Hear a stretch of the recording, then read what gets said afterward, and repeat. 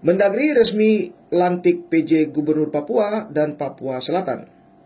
Pemirsa, Menteri Dalam Negeri atau Mendagri Tito Karnavian resmi melantik penjabat Gubernur Papua Majen Purnawirawan Ramses Limbong dan Komjen Purnawirawan Rudi Sufahriadi sebagai PJ Gubernur Papua Selatan.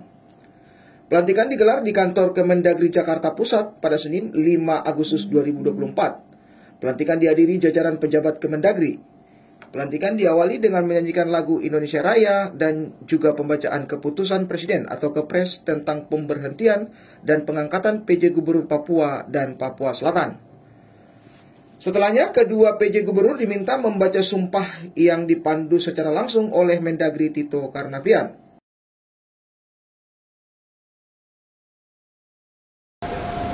Terlebih dahulu saya akan bertanya, bersediakah saudara-saudara mengucapkan sumpah atau janji menurut agama masing-masing? Bersedia. Ikuti kata-kata saya untuk dengan beragama Islam. Demi Allah saya bersumpah. Demi Allah saya bersumpah. Untuk yang beragama Kristen, saya berjanji. Saya berjanji. Lanjutkan. Akan memenuhi kewajiban saya. Akan memenuhi kewajiban saya sebagai penjabat gubernur. Sebagai penjabat gubernur. Dengan sebaik-baiknya. Dengan sebaik-baiknya. Dan seadil-adilnya. Dan seadil-adilnya. Memegang teguh. Memegang teguh. Undang-Undang Dasar Negara Republik Indonesia. Undang-Undang Dasar Negara Republik Indonesia. Tahun 1945. Tahun 1945. Dan menjalankan. Dan menjalankan segala undang-undang dan peraturannya dengan seluruh-seluruhnya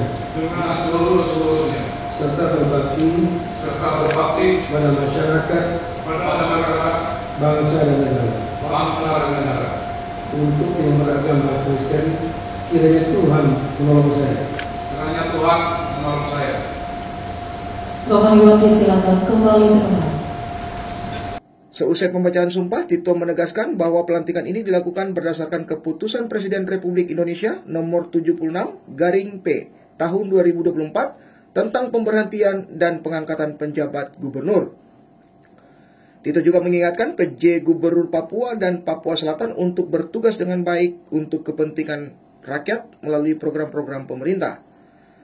Tito juga menjelaskan Apollo Savanvo mundur dari PJ Gubernur Papua Selatan karena akan maju pada Pilkada 2024. Dan sesuai dengan aturan ASN, TNI, dan Polri harus mundur dari jabatannya jika akan maju pada Pilkada Bupati atau Wakil Bupati, Gubernur atau Wakil Gubernur, Wali Kota atau Wakil Wali Kota.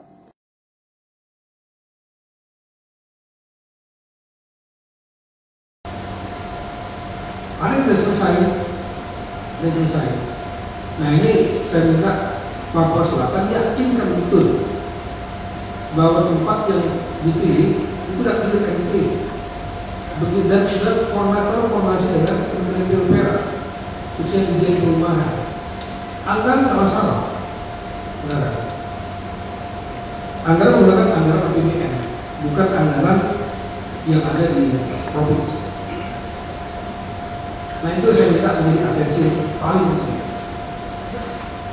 Yang kedua adalah adanya program khusus food estate di Papua Selatan untuk mengembangkan beras dan tebu, mendongkrak produksi beras untuk konsumsi nasional, lahan yang luas dan tanah yang subur, air yang cukup, dan tebu itu juga akan dibangun pabrik gula yang besar di Merauke. Nah ini yang mungkin perlu dikoordinasikan program-program nasional dengan Menteri Investasi Pertanian dan Menteri Pertanian juga Kemenhan supaya program dapat berjalan dengan baik, tapi juga memberikan manfaat bagi masyarakat lokal untuk meningkatkan kesejahteraan mereka.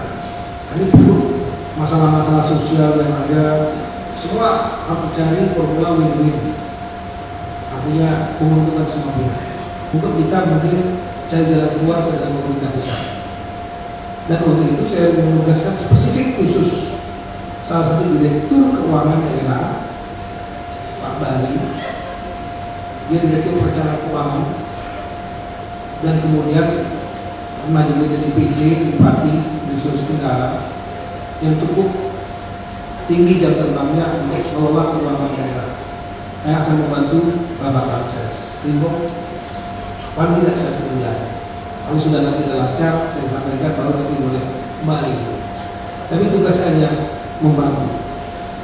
Keputusan tetap akan Bapak dan juga masih ada Pak Iwan yang sangat pengalaman panjang di Papua. Tapi beliau satu driver menjadi saya, meskipun juga tetap punya jabatan fungsional. Sebetulnya masih bisa juga untuk diajak jadi salah satu referensi.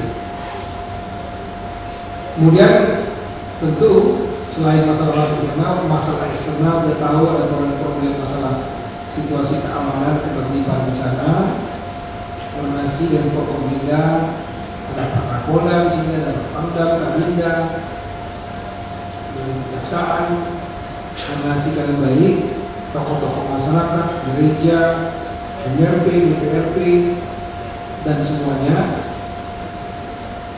termasuk juga mengawal pemilu supaya dapat diselangi pilkada yang dapat berjalan lancar, bukan hanya 3 provinsi, tapi juga kabupaten dan kota yang ada di wilayah provinsi Papua.